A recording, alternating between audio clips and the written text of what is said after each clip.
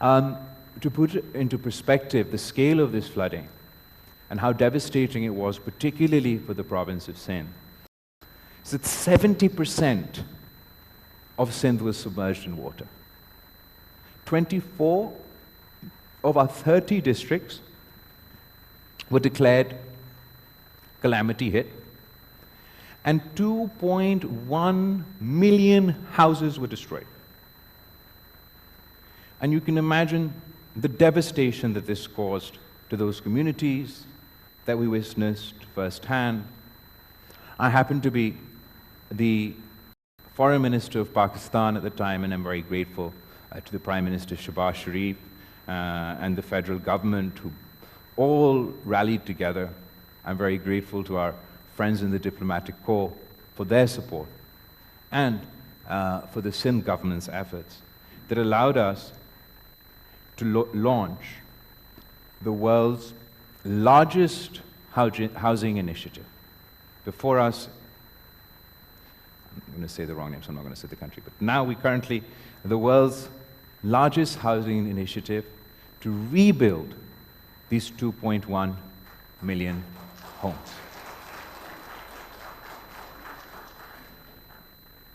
The project beneficiaries are more than the population of 154 countries.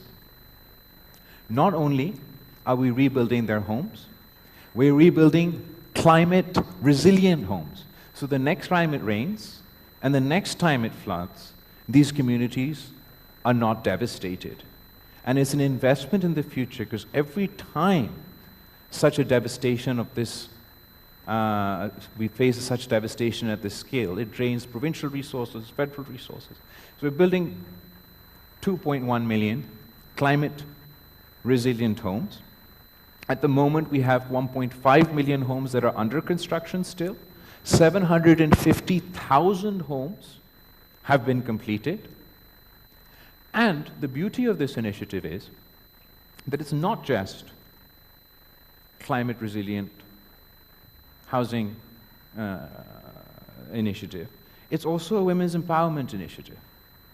Because while building homes for these women who could never, or these families who would never envision having a solid house over their head, we also, because 90% of these people were living on government land in makeshift houses. So we also have transferred the land titles for these homes in the names of the women of the households. And that is the largest asset transfer initiative in a generation. As a result of this, when we hand over these houses to these women, they now have an asset. They have security. These families know that they can't be removed from their homes. The value of these properties, as soon as we hand over the land titles, drastically increase. And for generation after generation, these properties will continue to increase and be passed on to future generations. But it also provides them with an asset that, if they would like, they can use to take out a loan, to do. So it's overall, it's not only sort of housing reconstruction, it's poverty alleviation, it's women's empowerment. We opened bank accounts for all these women. 2 million bank accounts have been opened for women who would never have seen a bank. As a result of this initiative, we've also managed to create more than 1 million jobs in the province of Sindh, just through the People's Housing Initiative. And our partners, some of them are in the room today, like the World Bank, international financial institutions, the federal government, the Sindh government, have all come together, and we managed to secure funding of $2 billion in less than 2 years for this initiative. Ooh. This is Hina from Thatta, where she used to live with her family and her brand new house. Dildal Ari from Tangobago and his family, their kacha house, their pakka house. Lalo Mal from Nara, his Kacha house, him and his 2 daughters in his new house. Muhammad Khan from Jacobabad, him and his family, how they used to live, they live today.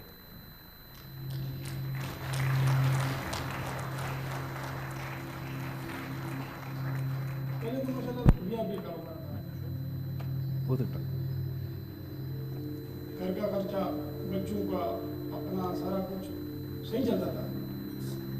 बारिश के बाद तो वो बिल्कुल खत्म हो गया। हम इधर ही रहते थे, हमारे कच्चे घर होते थे, बारिश में वो सारे गिर गए। जब बारिश आया था तो हर तरफ तबाही तबाही थी। फिर जो बीमार हुआ, फाके में बैठे, मवेशियाँ मर गई, लोग जख्मी हो गए। ये तो बड़ा अच्छा हुआ कि सिंध गवर्नमेंट ने हमारा सपोर्ट किया है। ये व्यापार के और ये खेती बाड़ी के अलावा क्योंकि हमारा कोई रोजगार तो है नहीं। अब हमें ये था कि अभी बच्चों का इसी कारोबार का करें, लेकिन बड़ी मुश्किल हालात में वक्त गुजरी है।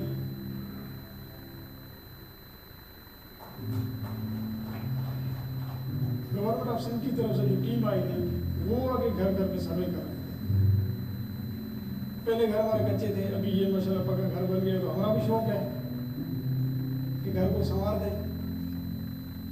ये पसंद है हमें, जब वो बोलते कि दरख्त लगाएं तो ये जो बड़े होते हैं तो इसके खुदी भी करते हैं और मवेशी वगैरह भी। और गाँव वालों को भी कहता हूँ कि हर घर के सामने ये होनी चाहिए, तो हम लगा देते हैं इसलिए।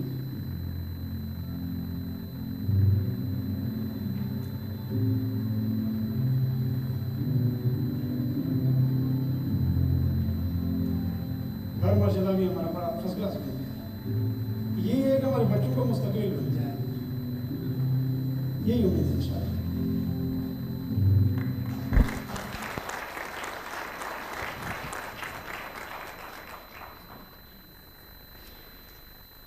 Education system, housing infrastructure, regular infrastructure obviously devastated. Again, on the topic of agriculture, I want to look at it specifically in light of the 2022 floods. The major source of income for the people of our province was drastically affected. As an emergency measure at the time, the Sindh government decided to support our farmers by providing them wheat seeds. On an emergency basis, we reached out to 215,000 people in our province at the time, provided them this support, and as a result of this intervention, the following year we had the highest ever wheat production of 4.5 million tons in the province of Sindh. But we built on that experience. We used that data, and we started the Benazir Hari card, or the Benazir farmer card, with the thought that in the future, when we face a natural disaster, we want a transparent mechanism where we can get financial support directly into the hands of the farmers. These 200,000 people that we'd given the wheat seed became the first people to subsequently join our Benazir Hari card. And the concept behind this initiative was not only support in times of emergencies, but the government of Sindh, and even the federal government, but they're not associated with this yet, provides a lot of support to our farming communities. But it's not targeted, it's not transparent, and that's the direction that we'd like to move in the future. So this Benazir Hari card was a result of the 2022 floods. And recently, because we had this infrastructure in place, when last year Pakistan faced floods, we've had an even more expansive intervention from the government of Sindh through the Benazir Hari card, but also through CNIC and other identification mechanisms. For small farmers of from 1 to 25 acres, we provided cash support for them to buy DAP and urea. Targeted, transparent support to those at the bottom of the pyramid bottom of the pyramid who need it most, while simultaneously supporting Sindh's agriculture economy.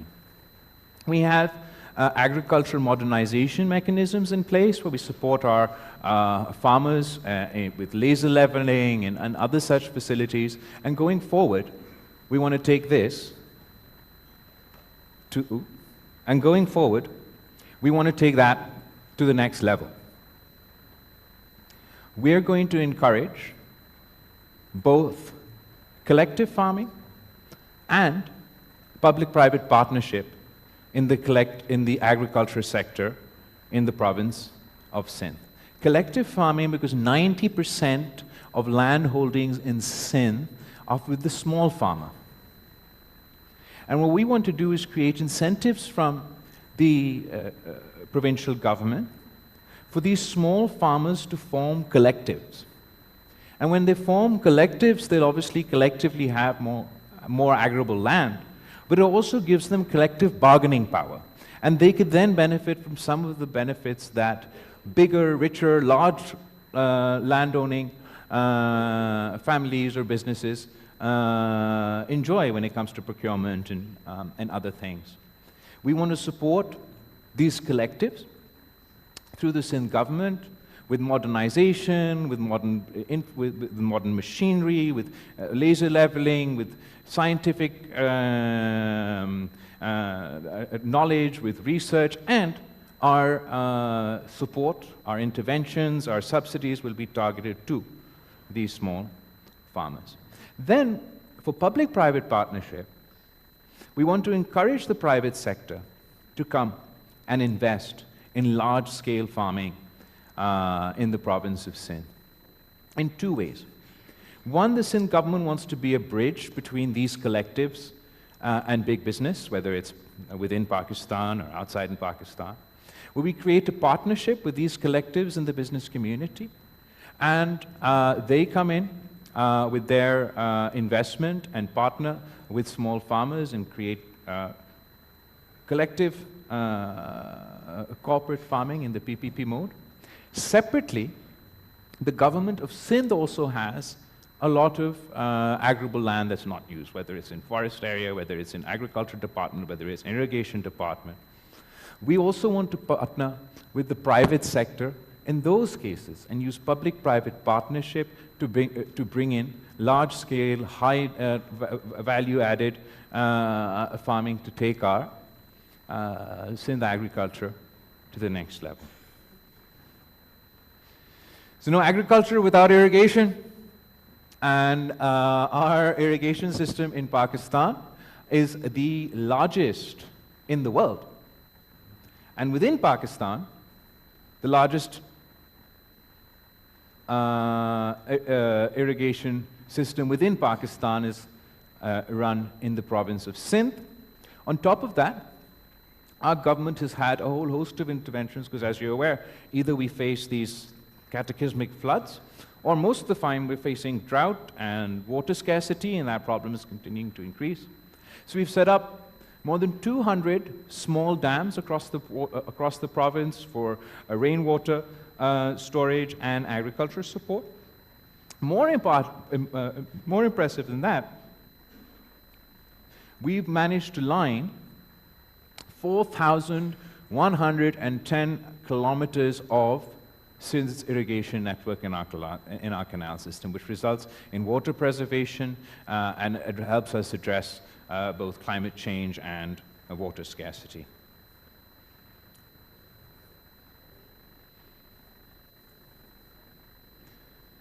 Ooh. As far as Sindh's infrastructure is concerned, so along with our irrigation system, we get a lot of criticism on our communication infrastructure. So I want to use this opportunity to clarify that there are two forms of this infrastructure in our province. The majority, say our national highways, are run by the federal government and the communications department.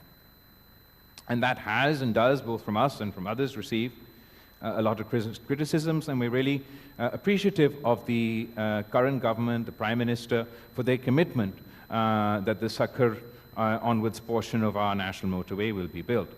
But that doesn't mean that the Sindh government doesn't build roads, it's just we can't build the federal government roads. We manage 57,000 kilometers of road networks in Sindh, of which 24,000 kilometers are either brand new or rehabilitated. I've included a whole host of pictures here, but the one I'm just going to point out to you, which is our latest initiative, Bilawal Bhutto in Karachi, which is a public-private partnership model, and we have a lot of our partners with us here today that's working on our communication infrastructure, roads, bridges. Since 1947 until 2008, there were 5 bridges built on the River Indus. And from 2008 up until today, we've managed to build 4 new bridges on the River Indus. This includes the largest bridge on the River Indus, which is our Chirk Mulakatiyar bridge in public-private partnership. And, it's not here, but we're constructing our 5th bridge on the River Indus, which is our Kankot Gotki bridge that is still under construction and hopefully be finished before 2028. What's infrastructure without transport? Well, in 2008, when the Pakistan People's Party government took over, the Sindh government had no public transport, no integrated public transport. And now, we have more than 200,000 passengers that commute daily through our integrated mass transit system. We were the first province to introduce electric vehicle buses in Pakistan. We were the first province to introduce the pink bus service in Pakistan, which is exclusively for women passengers with women drivers to provide a safe environment for women. And we also want to particularly encourage female mobility. So it's not just our pink bus service. The Transport Minister who introduced this for us today has also started a pink scooty service. And we'll continue. Still got a long way to go as far as public transport is concerned, and we continue to expanding this infrastructure, hopefully, in the time to come. Solid waste management. Again, an area of criticism, and naturally, as the most populated city, we have the most waste in the country. But yet again, before the Pakistan People's Party government, there was no solid waste management system in the province of Sindh.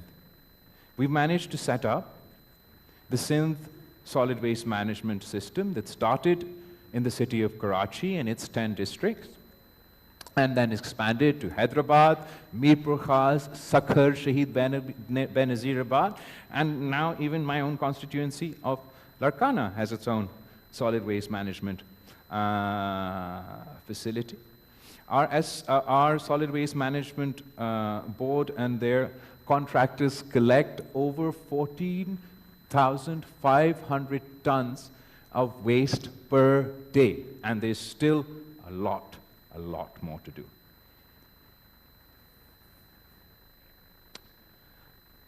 Along with agriculture, another area where we've had the most progressive intervention of all provinces is again in the Labor Department in Sindh. We have this social security support from the federal government, from the provincial government. There's a devolution debate around that already applied to our public sector workers. What we've done in the province of Sindh is introduce the Benazir Mazdoor card, which is the labor card, and opened up our social security net to the private sector and to the self-employed, who can now pay in themselves and join our Benazir Mazdoor card program and receive all the support that public sector workers receive in sort of times of death, times of marriage, healthcare emergencies, and this is a process that we hope to continue to encourage and expand. We're also proud of the fact that we're the only province to raise minimum wage 6 times in a row, and we've cut child labor by 50% in the province of Sindh. So when we took over, the official statistics was that we were at 20.6%. We've managed to bring it down to 10.3%. Labor rights legislation right now. Amongst the labor rights legislation, 16 laws, 18 rules, etc. The main thing I want to, one additional thing I want to mention is that we not only acknowledge agricultural workers as part of the workforce, we were the first to pass the Female Agricultural Workers Act back in the last provincial government, and the first ones to acknowledge women's contribution, which is the largest in our agriculture sector. Energy is a big area for the province of Sindh. We were the first to add megawatts to the national grid, first through renewable energy, wind energy. We have a 50,000 megawatt wind energy corridor. Acting President Yusuf Raza Gilani, when he was the Prime Minister of the Pakistan, was the first to inaugurate our wind energy project in the province of Sindh, and so far we have 1,845 megawatts of wind power that we add, and 150 megawatts of solar power. We have another 1,875 megawatts of wind power in the pipeline, and another 1,150 megawatts of solar power in the pipeline. We're really leaning in to green energy and alternative energy within our province, particularly because the energy infrastructure is so unreliable, it's so expensive. There are areas in the province of Sindh that still face 16 to 18 hours load shedding, so we're trying to encourage in every way we can less reliance on traditional energy infrastructure and a move towards solar energy. We've had a big push for the solarization of public buildings. In partnership with the World Bank, we've also been targeting Benazir income support beneficiaries to provide them with solar systems.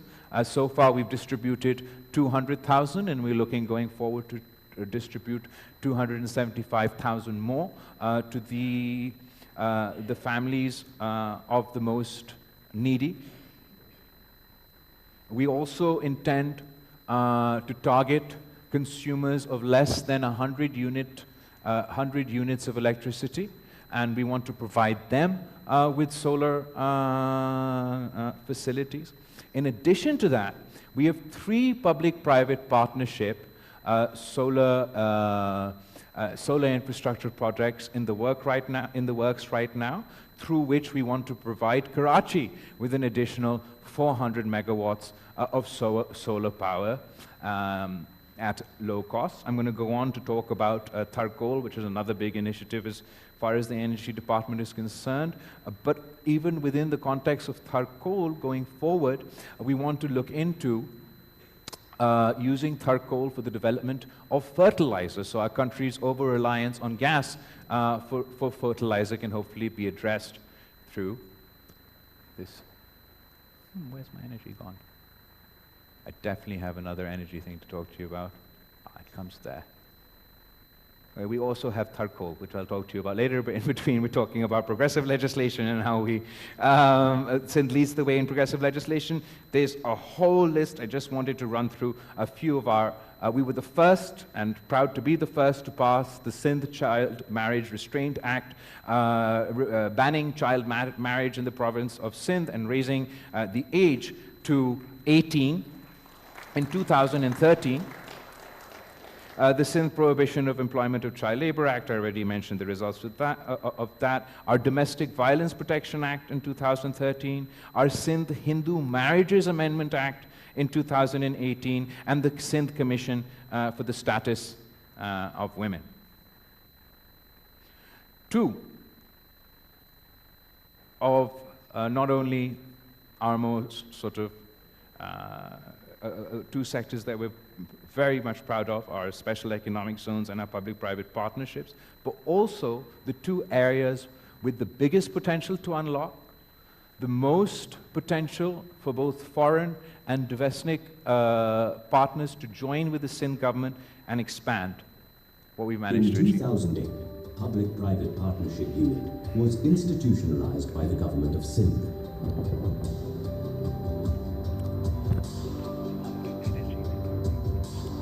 Our private partners have collectively invested nearly $2.076 billion US, while $780 million US invested by government of Sindh.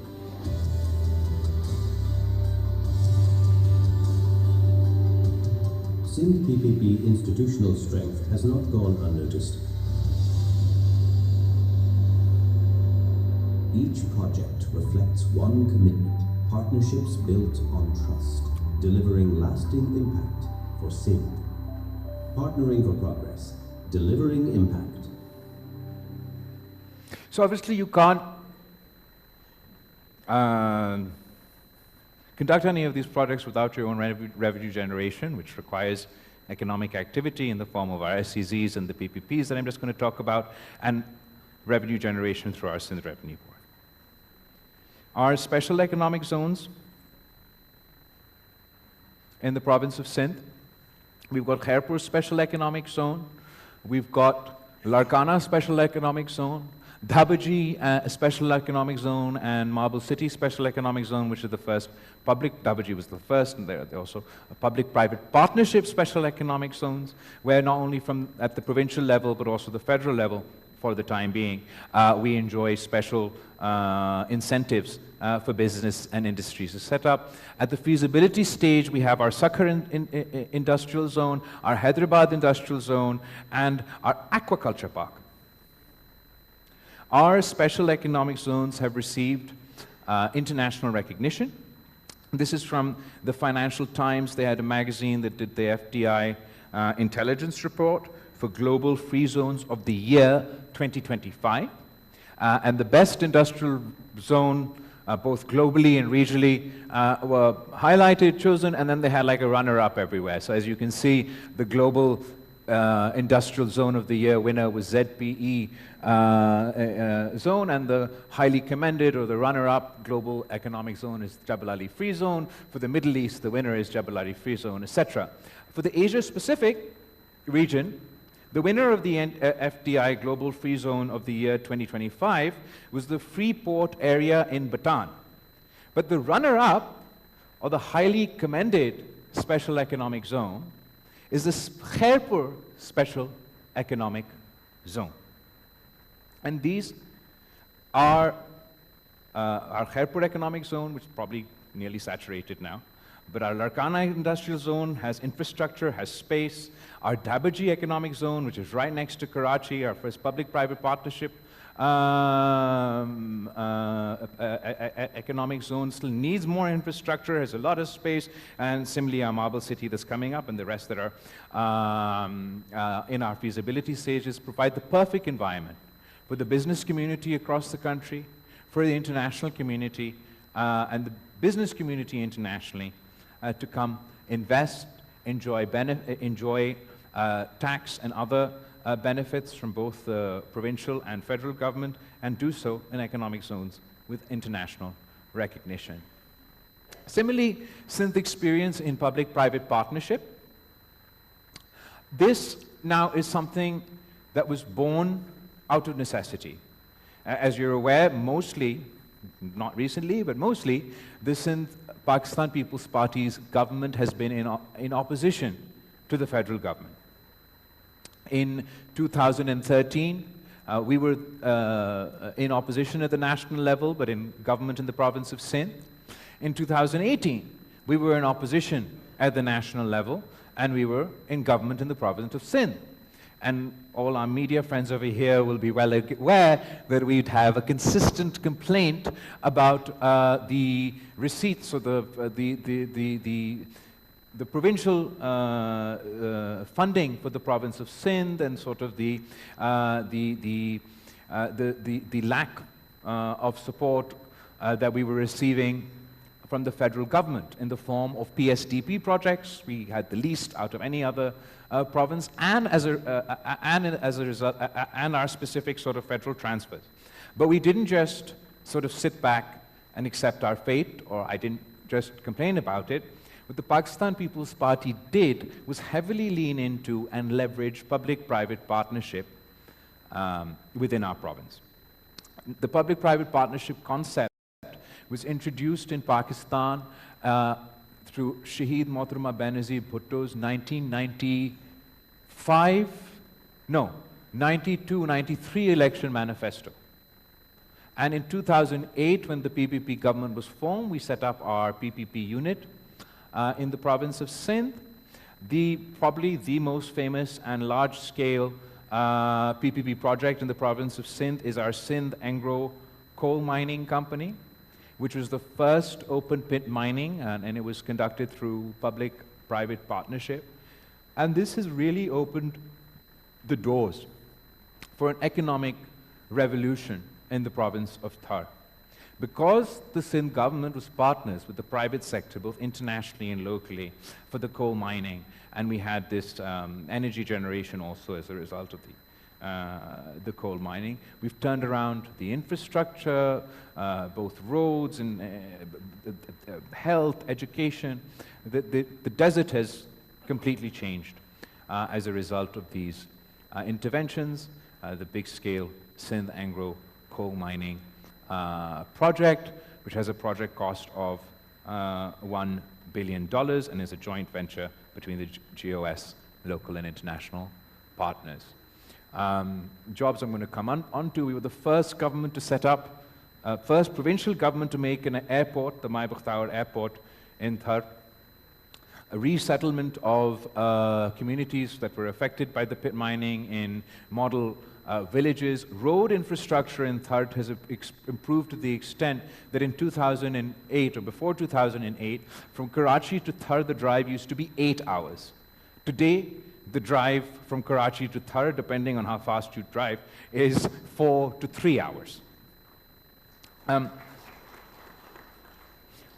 A percentage of our profit of this public-private partnership company goes into the Thar Foundation. And the Thar Foundation then helps in our community uplift initiatives, one of which is our Thar Foundation Hospital that has been established in the district of Thar, and the Thar Foundation Hospital is run by Dr. Bari's Indus Foundation in public-private partnership. Just yesterday I came from our NED University inauguration. We're inaugurating our campus for a new building for our campus of the NED University. We set up RO plants infrastructures that still needs a lot of work to address the water scarcity issues over there. Just Thar Coal Block 1 has created Block 2 has created 3,000, it says here, but I had 5,000 in my head, 3,000 jobs locally. The more important part is those jobs, 71% of the jobs as a result of this public-private partnership are directly Thari local jobs. An additional 10% above that are jobs from the province of Sindh.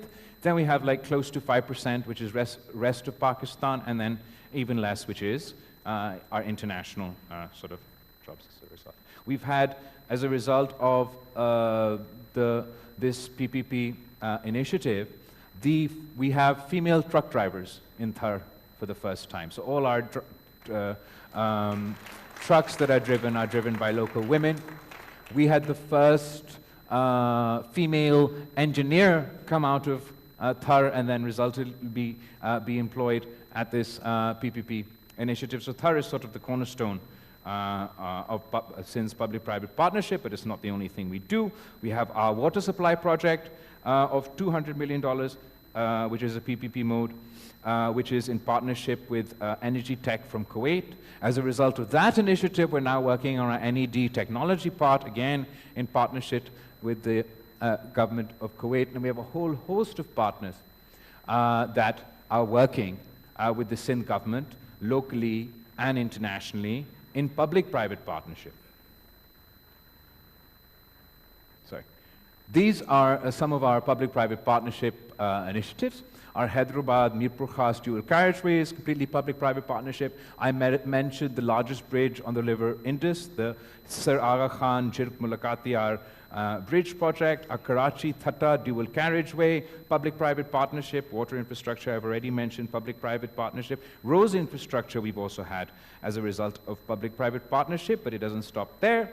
Education management, I've already mentioned. Management of many schools we've handed over in public-private partnership for primary education. Again, the same Shehzad Roy helps us with teacher training initiatives in public-private partnership that has increased the standards of our teachers, who are now tested and regularly tested to ensure that they meet the necessary standards. We've also rehabilitated 54 JICA girls' elementary schools as a result in public-private partnership, and our regional bud centers are also public-private partnership initiatives.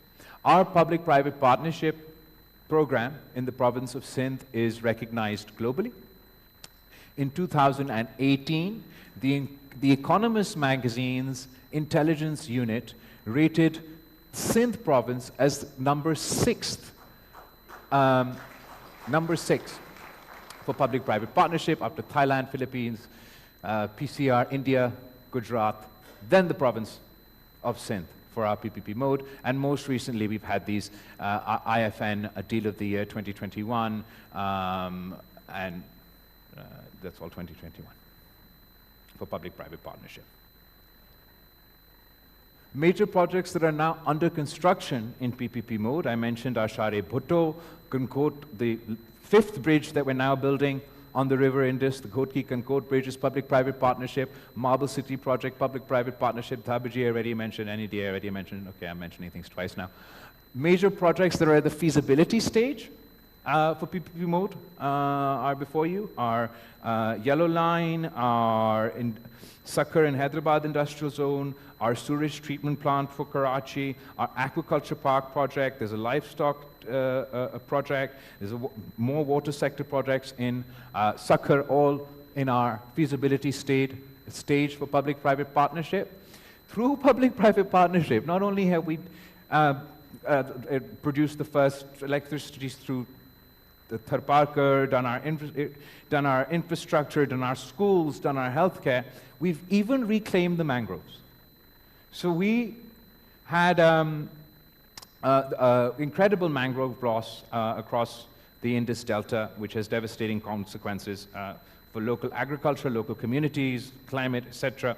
And through public-private partnership, we've increased our covered area from 270,000 mangroves to now 270,000 acres, sorry, to now 675,000 acres of mangrove covers. 2 Guinness Book of World Records for this mangrove initiative, for the largest number of mangroves planted in a day. So we first won in 2000 and I forget the dates now. So we first won 1 Guinness Book of World Record for the largest number of mangroves planted in a day. Then India won, so we couldn't let that stand, and we went and did it again. So that's why we have 2 Guinness Book of World Records. And we've earned $40 million as a result of carbon credits from planting mangroves. So in our PPP mode, our portfolio so far, we've executed about $600 million worth of projects in road, energy, healthcare sectors. Our projects under construction is another $650 million.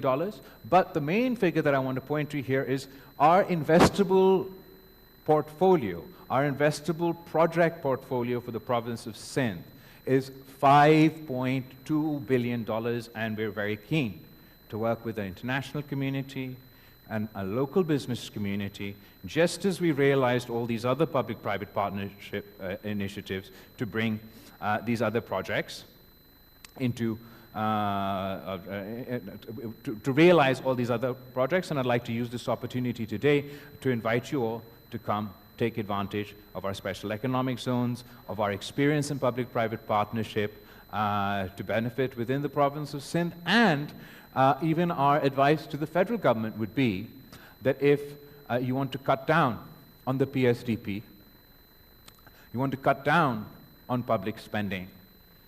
A large segment of the federal PSDP should be shifted to public-private partnership, where you can partner with the private, with the business community within Pakistan. You can partner with the international community to address your fiscal space issues without burdening others. Final point, and I swear I'm going to feed you something. Sindh Revenue Board. Sounds dull, but it's very important. Because how are we going to provide free healthcare, free education, improve our infrastructure at all the facilities that I showed you today without the funding? Key is revenue. The Sindh government set up the Sindh Revenue Board, I believe, in 2012. As a result of the 18th Amendment, the sales tax on services were devolved to the provinces, and we set up the Sindh Revenue Board to help collect this tax. The last time this tax was with the federal government was in 2011, and they collected 16 billion rupees in 2010. That's from the province of Sindh, the sales tax on services that the FBR collected the last time they had this responsibility. In 2011, within 1 year, the government of Sindh Revenue Board collected 28 billion rupees, which was a 68% increase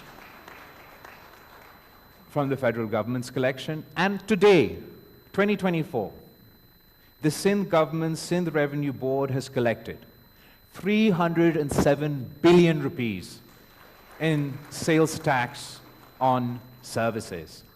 The federal government's FBR's growth rate every year is 10%.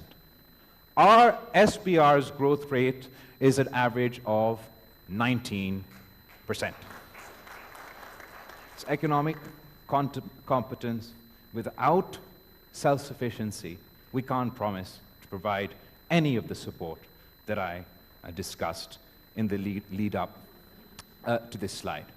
And this is exactly our case to the federal government. That if we're collecting 19% and you're collecting 10%, then how can you punish the guys who are actually doing their jobs? We offer, as an obviously if the federal government is facing issues of fiscal space, economic challenges, as a patriotic Pakistani, the problems of Islamabad are my problems as well. I want to help them address these issues. But their solution, cutting the NFC share, taking back from the provinces, doesn't solve the problem. Because it's the FBR's lack of meeting their targets that's causing this fiscal deficit, not the performance of provincial government. And we have a solution. I've shown you that when you devolved the sales tax on services, Sindh government's SPR outperforms all the provinces and the federal government. But the FBR is outperformed by the Punjab Revenue Board, by the Pakhtunkhwa Revenue Board, and the Balochistan Revenue Board. So why should Balochistan, Sindh, or Punjab, or KPK suffer if Islamabad can't do its job? Our proposal is that the federal government still collects the sales tax on goods, and not according to my reports. According to independent observers, there's 3 trillion rupees more that they could collect in the sale tax on goods today from across Pakistan that they're not collecting. So our solution to the federal government's challenges with fiscal space that we want to solve is that don't devolve the tax to us, but devolve the collection of the tax to us. We will collect this tax for the federal government. They can set us the targets. Like their last collection for sales tax on services was 16, so whatever their last collection from Karachi today is, set that as a target for the Sindh government. Whatever their last collection for the sales tax on goods for the city of Lahore is, set that as a target for the Punjab government. And we will collect these taxes for you. We will collect higher taxes for you and give it to you so you can meet your fiscal needs, address your fiscal gap. If we fail, I mean, this is the level we're going to. If we fail to meet your targets, then punish me. Then deduct from my provincial pool to make up for the gap in the tax that I failed to collect for you. But the catch is that if I do better, and I or any other province collects more in the form of sales tax on goods than your federally assigned target, then the extra money should go as an incentive to those provincial governments, so they're further encouraged to increase their revenue generation, fund our own projects, and meet the needs of our citizens. I thank you all very much today for putting up with my very detailed conversation, and I hope that I've managed to convince, or at least put across a case for you today, that the province of Sindh is a half glass full, not a half glass empty. And we would like to work with everyone in this room today and the federal government to achieve not only our goals, but also address the challenges faced by the federal government and the people of Pakistan. Thank you.